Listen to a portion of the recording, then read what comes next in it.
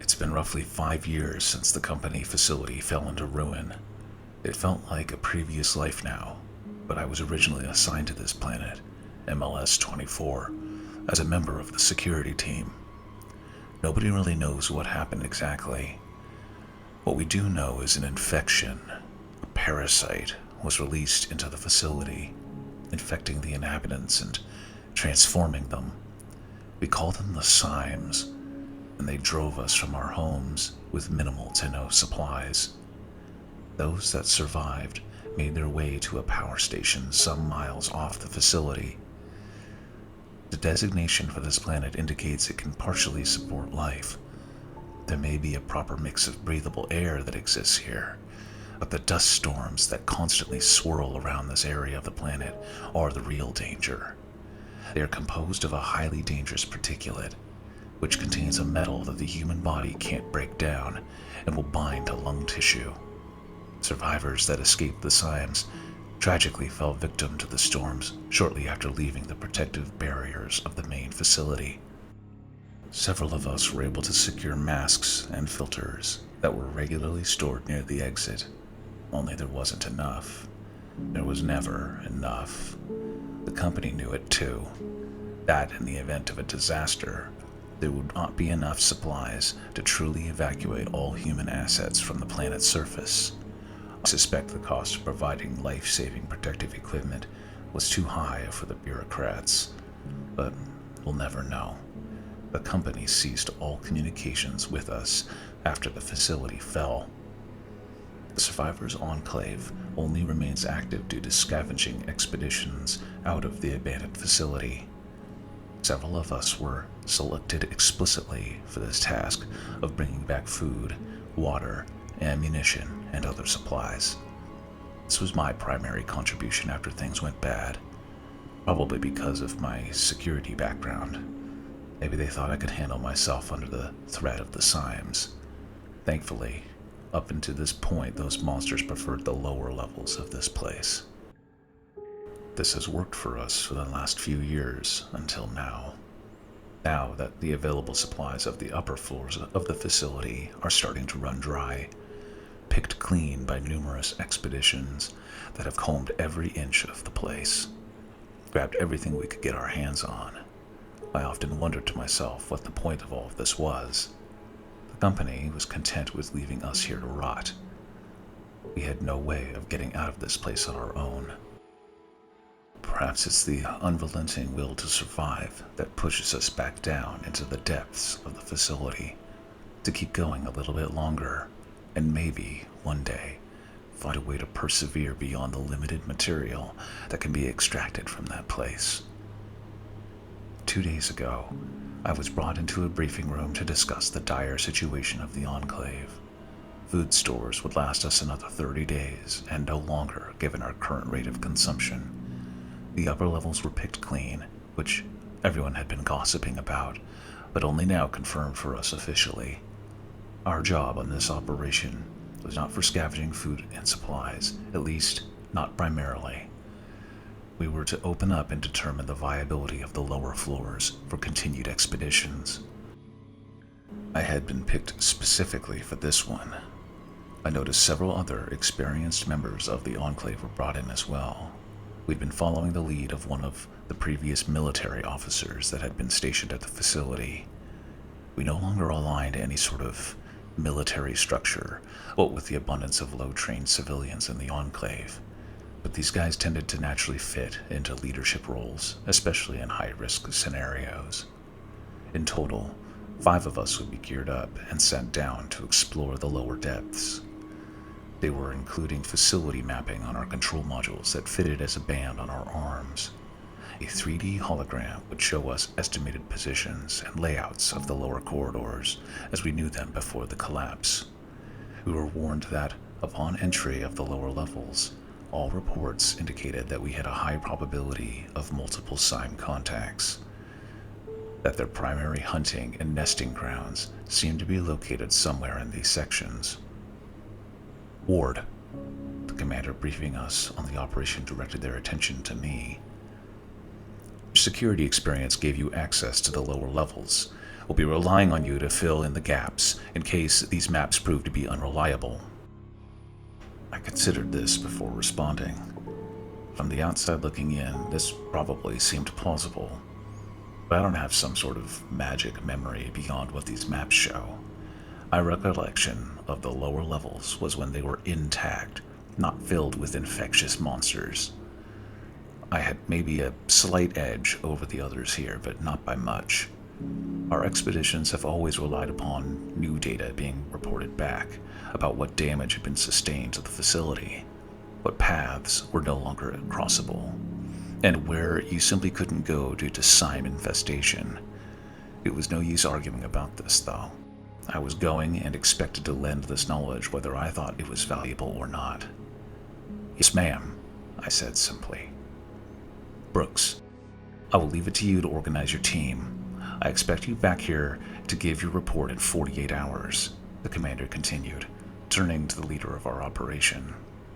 Brooks nodded, turning to the rest of us. "Ward, James, Ford, Owens, I expect you at the front entrance, geared up and ready to go by 0600. "Yes, sir," we all said. The group was dismissed to go make our individual preparations for the mission. I stopped by the commissary, which doubled as an equipment depot for those individuals who made the expeditions. I was given the standard equipment: protective clothing and armor, respirator with a specialized particulate filter for the conditions outside. Then there was a special device we nicknamed a repulsor. There's a scientific name for it that no one remembered. The only thing we knew was that if you didn't want a lethal dose of radiation coming and going from the facility, you needed to have this thing powered on and running. The last piece of equipment was the infamous ID token that each member of expeditions is required to carry. Each is specifically coded with the identifying details of the person carrying it. It was considered infamous because the unfortunate case is that we lose people on these missions, and sometimes the parasites either injure or infect them beyond recognition. This is our only way to identify our lost people, and sometimes determine the cause of death. It was always a secondary objective of any expedition to recover these tags if they are found. I returned to the small room and bunk that was provided to me. The power station was sizable, but not nearly to the capacity that the facility originally held. It was just enough to provide accommodations to the survivors that made it, several of whom had to share rooms. Ensuring my rifle was clean of debris and in good working order, I laid out on my bunk, trying to get some sleep before the dangerous mission ahead of me. I mulled over the likelihood of returning from this one. Every time I left for the facility, I more or less counted myself dead unless proven otherwise. This operation, though, probably the most dangerous one that I will be sent on so far. That context by itself was a foreboding shadow over the task ahead. The morning came sooner than I was expecting, waking up and preparing my gear to meet the team. We assembled near the front entrance of the power station. James and Ford were already equipped and ready to head out. Probably got started well in advance. I can sympathize with the inability to get sleep at a time like this. Gearing up for the outside was mostly focused around your respirator. Armor was important, of course. Encountering a slime was no joke. If you had a respirator failure, though, you were done. It didn't matter how tough you were. The dust contained in these storms was absolutely lethal. The mask was fitted for a complete seal. 2 filters fitted securely onto both sides of the face. These filters could thankfully be cleaned, but you couldn't help wonder if that will work forever. Will we one day run out of usable filters? What would happen then? Shoving the thought from my mind, I began to put on the protective clothing I would need for the outside. Thankfully, this planet didn't require a full survival suit, so I didn't have to worry about oxygen tanks or fuel cells to keep an air replenishment system active. I couldn't imagine what that would be like if I got stranded out there. In addition to the respiratory protection, the planet's surface itself was cold. It was bearable, but -70 Celsius required heavy clothes, coats, and scarves to protect the body and respirator seals. "Everyone ready?" shouted Brooks. We all did a final check of our critical equipment and then nodded. "Yes, sir," we all replied. "Repulsors on. Keep an eye on your power levels. Don't want to run out before we get to the facility," he said, flicking a switch on his arm control panel. We all flicked the switches on our control panel. The repulsor created a strange sensation, like my skin had been electrified somehow. It was a hair-raising feeling, like your body was stricken with goosebumps on every inch of yourself. "Open the door," Brooks commanded. A member of the Enclave pulled the handle that would release the door seals.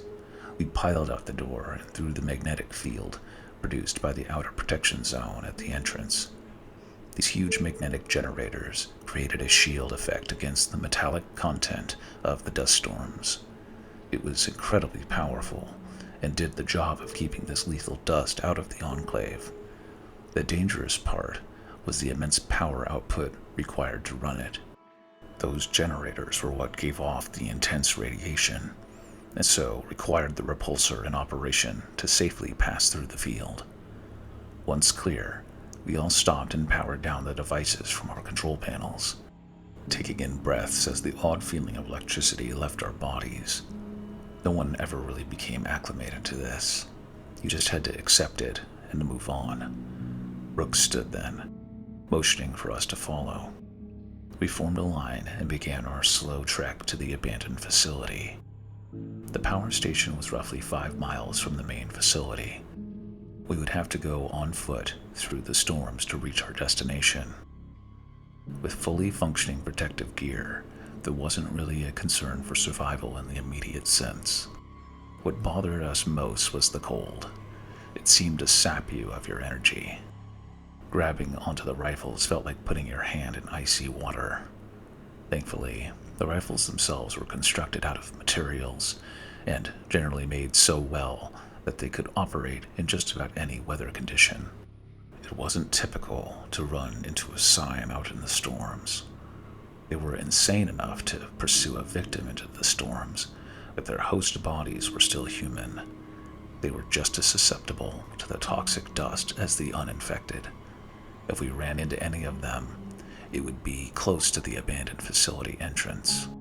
It was for this reason that we brought with us a minimal armament, maybe 1 full magazine of ammunition per person. The expectation would be that we would scavenge any additional munitions and return them to the Enclave. As we approached the facility, the bluish glow of the magnetic shield started to appear, creating an unnatural hue in the sky that was unmistakable. We crested a hill that overlooked the main entrance, which had been identified through many previous expeditions as the safest way to approach. Indeed, it was this way because it gave us a clear view of the entrance and if any parasite hosts were lurking below. In our case, there were at least 2 that had escaped the bounds of the upper levels and were searching the outer areas for victims. Undoubtedly, the human bodies they had stolen being punished and destroyed by the radiation being spewed out from the magnetic shield power units. In some ways, they still looked very much human, only now their bodies had been fundamentally changed. Their skin looked scaly and shiny in the blue light. They also had a zombie-like quality to their movements, that they weren't governed by a creature with higher-level thought, more like automatons wandering around like a program, searching for the next victim. We didn't have time to wait for them to succumb to the environmental hazards, though, and one of our team, who had come with a rifle, made quick work of them. A couple well-placed shots to the body to knock them down and immobilize them, then to the head to put them out of their misery. Each of us turned our repulsors back on as we approached the comparatively massive magnetic shield that guarded the main facility. It was necessary to keep these devices running despite the facility being abandoned. If they were allowed to be shut down, then the upper levels would become permeated with the lethal dust. Air filtration systems could only do so much, and the magnetic shield was a huge part of that process, ensuring that no abundance of the dust entered through the front entrance. The entrance itself was in the ground. It was essentially a latch and plate that covered a stairwell leading down. The facility was built underground, which allowed for many benefits from less storm deterioration to energy conservation. We approached carefully, keeping eyes out for any additional signs that could have been hiding out in the storm or behind other equipment. Ford grabbed a lever on the entrance hatch, which unlocked easily. Several seals released, and the hatch was pushed open with hydraulic lift supports. The team took a single line and went down the steps and into the first area of the upper levels, a wide open area that housed the security booths for incoming and outgoing workers. Originally, people would have to check into and out of security before heading to other supplementing structures, like the power station. Now they were vacant offices, devoid of human life, and stood as an ominous reminder of the order that came crashing down around everyone as things went sour. The team took a moment to take inventory of equipment. Ammunition used upon entering, ensuring all equipment made the journey. We were expecting to have to use a plasma cutter to get through corroded doorways, which Owen had carried as a part of his load. James finished first, repacking his gear and standing up to take a look around. He was one of the team that I hadn't worked with before. I watched out of the corner of my eye as he moved away from the group and began looking into the security stalls. It was atypical for members of the team to move in any way other than as a group. It was easy for individuals to be picked off as a result of splitting up. As if to validate this, James jumped back suddenly from several containers he had been shining a light into. A Sime had revealed itself and was moving at James, who was completely unprepared for the encounter. He fumbled for his rifle, firing several ill-placed shots that had no hope of hitting his target. We all jumped up at the sound and were getting ready to fire on the monster. Everything was happening in a matter of seconds, though. The Sime jumped on him before we could take our shots, opening its mouth to reveal the tentacles of the parasite that acted as the transmission medium to new hosts. There was no choice then. It was shoot the Sime at the risk of hitting James, or allow him to become infected and then shoot him later anyway. The team unleashed a torrent of gunfire at the Sime, shredding it apart on top of James, the force of the projectiles blasting it off of him into a wall nearby. A dark ooze seemed to leak from it on the floor. James gasped in relief, stunned at how close he had just come to possible infection. "Idiot!" Brooks berated him then. "Never move without the group. You're just asking to get infected." James looked like a fool, but a grateful fool that he hadn't had to experience a Sime infection firsthand. Brooks continued to lay into the man while the rest of us looked on. I looked down at the dead Sime. A small object on its body seemed to be reflecting light from our flashlights. I moved toward it, watching carefully to make sure it wasn't still moving. I grabbed the object from the body, which had long since shed or destroyed any of the clothing it had been wearing. I used my thumb to wipe the object clean, and was surprised at what I saw. It was one of the expedition ID tokens we were given. Brooks was still giving James a hard time when I spoke up. "Brooks," I said, which stopped him for a moment. "This thing had an ID token. This one is from the power station." Brooks came over to me and looked at the token. "I wasn't aware of any missing teams at the moment. Otherwise, we'd probably be on a rescue mission," I said. "Maybe," Brooks replied. "No idea, though. All I know is what our mission is, which we should be getting back to. Hold on to this for when we get back." He handed the ID token back to me and turned to the team, motioning for them to follow him out the door and into the upper levels of the facility. Something struck me about this response, though. It was also unusual for such a find to be shrugged off. Given our survivors' enclave was small, it was odd to be unaware of a missing team. Sure, several teams would leave the power station to search for supplies of all types, but they routinely checked back in, search parties organized if they did not. I tucked away the token into my bag and followed the group. There wasn't anything else I could do about this now. We moved out the exit of the security station and through to the main catwalks that led down into the main facility. The upper levels were wide open, doors to various living quarters placed evenly along the sides. The different sections were color-coded to indicate professions. Engineering, medical, security, all had their various sections assigned to them. The upper level was cylindrical in shape. The entire facility was, but the openness of this area made that more apparent. The walls themselves were solid concrete. It was as if a massive drill had carved out the planet's surface and then filled in the sides with solid stone. If not for the Symes, this place would be practically impenetrable, able to withstand a nuclear blast and the fallout that followed. There was a main security office, almost like an old police station actually, equipped with lab, documentation, and holding cells. Most importantly, though, it held a sizable armory, which the survivor enclave had been picking from since the fall of the facility. We stopped here first, needing to stock up on various munitions that would eventually be taken back to resupply the larger group. I finished first, reloaded several magazines that fit my rifle, and stowed them in pouches on the armor vest I was wearing, while the other team members combed through the munition stockpiles, looking for specific ammo types. I walked quietly over to a computer station. Just like at the Survivor Enclave, these stations had the ability to scan the ID tokens. The technology was taken from the facility to begin with, after all. With my security login still working, I was able to get onto the machine and slip the token into the reader port.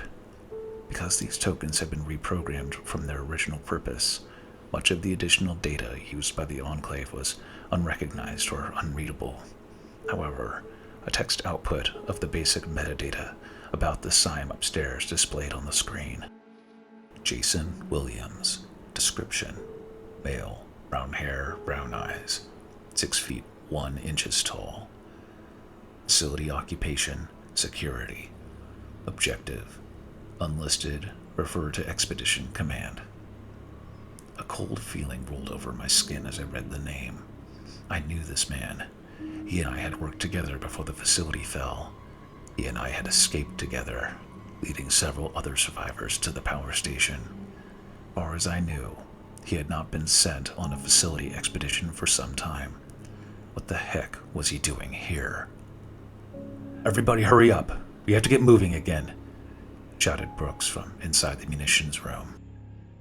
I quickly ejected the token and returned it to my pocket, moving back toward the room. Brooks emerged and spotted me on the outside.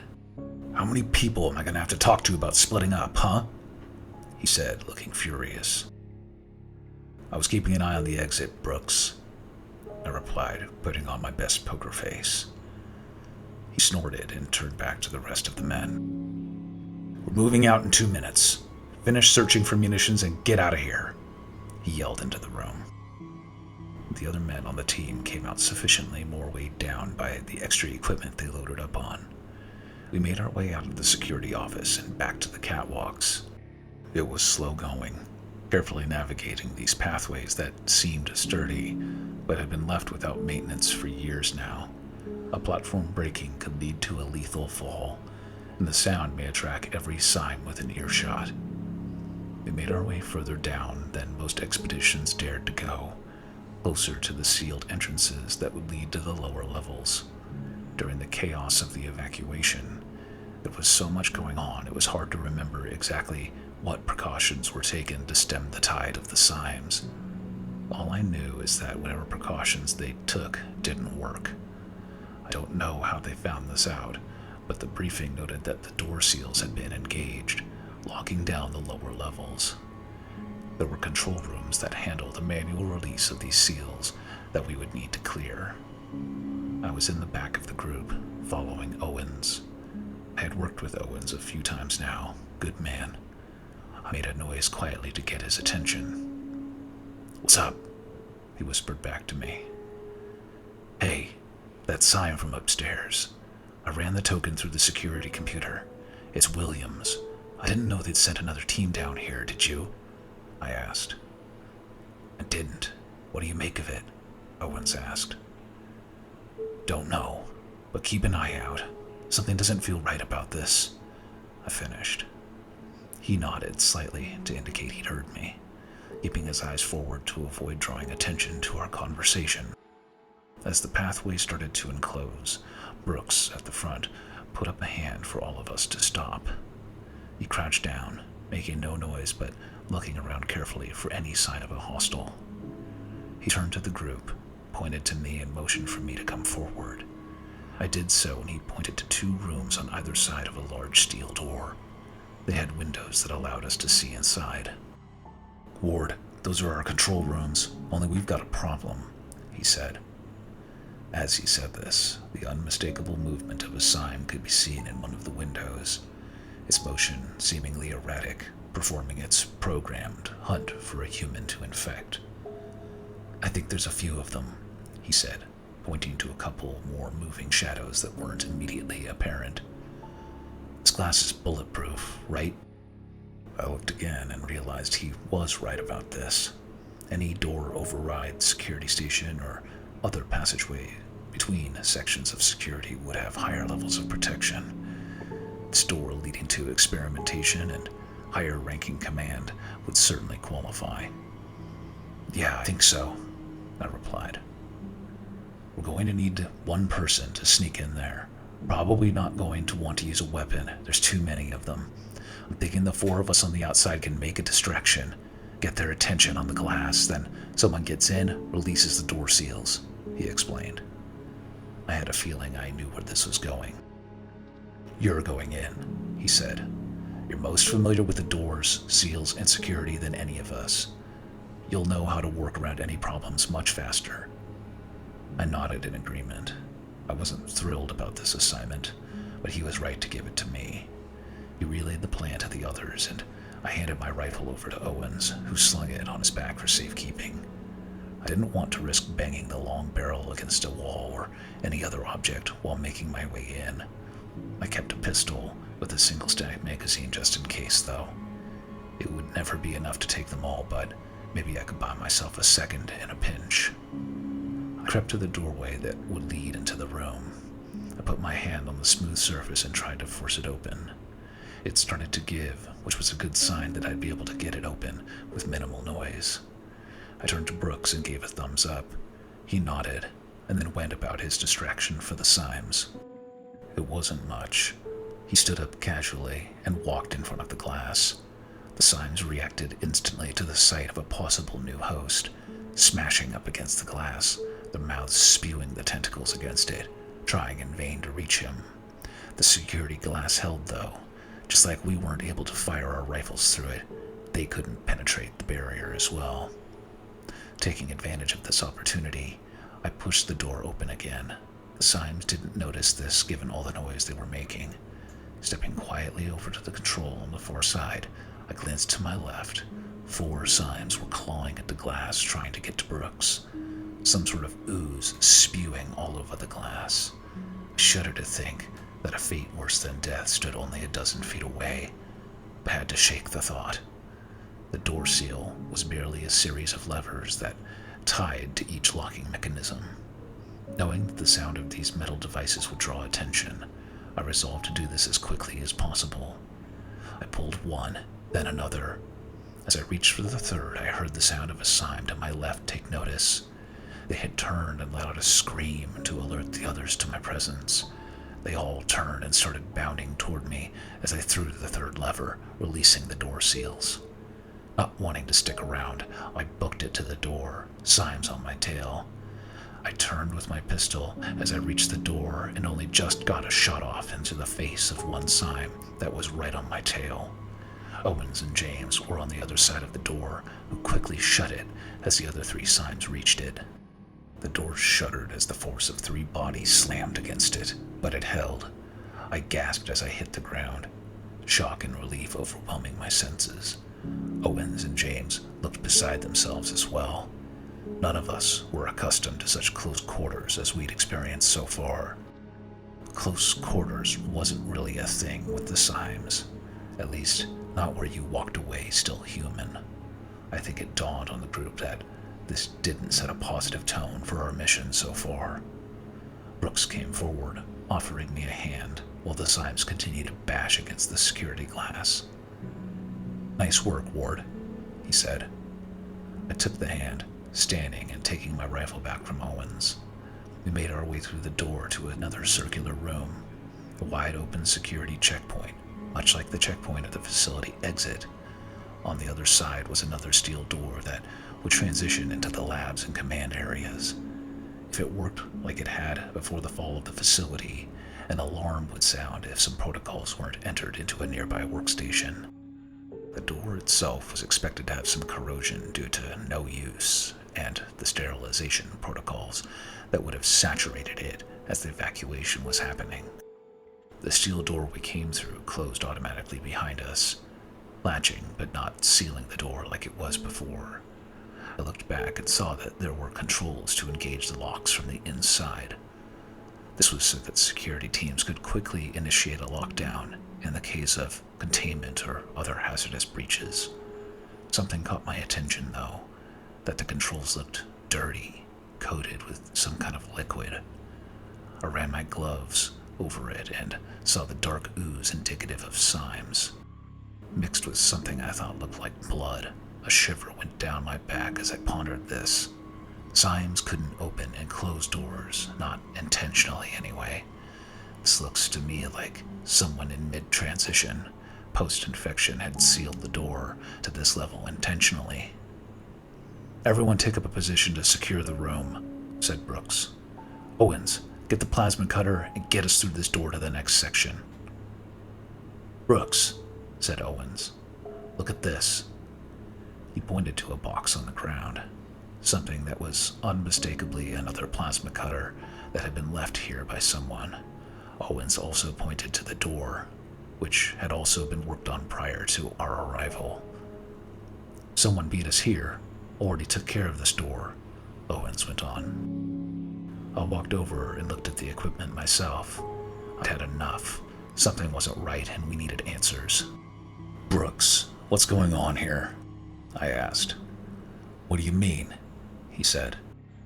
"The cutter tool here, the slime on the door locks," I replied, pointing to the door we just passed through.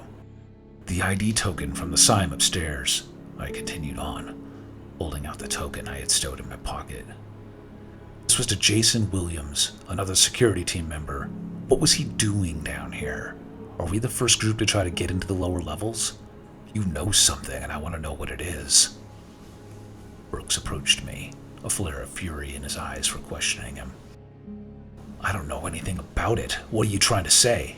he replied, getting so close to my face that it was uncomfortable. "I'm saying something isn't right about this. Before we go crawling into any more Syme-filled rooms, I think we deserve the truth," I said, not backing down. "Deserve? What do you think you deserve? You're here to make sure we survive over at the Enclave. I don't care what you think you know about," Brooks shouted, but was cut off. A clanking sound made us both look to the steel door leading to the labs. James was there, and he'd turned the latch that would open the door to the next area. "No, wait!" I shouted, but too late. An alarm rang out, piercingly loud. James threw his hand to his ears, looking to us in a panic as he realized his mistake. Brooks shouted something, but I couldn't hear it. I turned to the door where we came through, and as I did so, it burst open. I had never seen so many of them before, so many of the Symes, drooling, screeching, and coming for us, their first batch of hosts they'd seen in a long time. I raised my rifle, intent to stop their advance, unsure of whether or not we could stop the torrent of death that was pouring through the door.